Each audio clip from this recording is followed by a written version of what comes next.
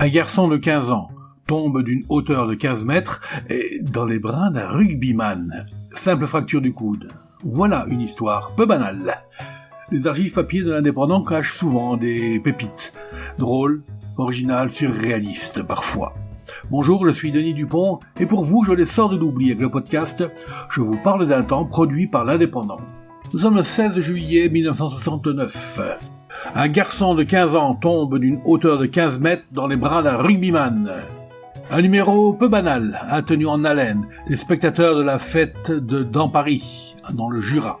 Un jeune homme d'une quinzaine d'années qui avait escaladé une grue haute de 15 mètres a soudain basculé dans le vide et n'a eu son salut qu'au sang-froid d'un solide rugbyman qu'il a reçu in extremis.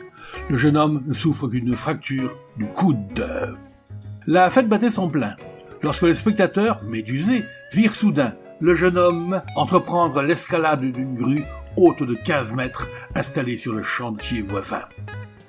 Aussitôt, 2 témoins se lancèrent à sa poursuite, tandis qu'un 3e alertait les pompiers. Mais ne tenant aucun compte des appels à la raison qui lui étaient adressés, le jeune homme poursuivait son ascension. Parvenu au sommet, il s'engagea sur la flèche et en atteignit bientôt l'extrémité. Se glissant entre les croisillons métalliques, il se suspendit au câble au-dessus de la foule, muette d'angoisse. Au même instant, les pompiers arrivaient sur place, tandis qu'au sommet de la grue, l'un des témoins était sur le point de rejoindre l'acrobate amateur. C'est alors que ce dernier, en tentant un rétablissement, lâcha prise et bascula dans le vide, pour tomber dans les bras d'un joueur de rugby à l'impressionnante carrure qui s'était placé au point de chute.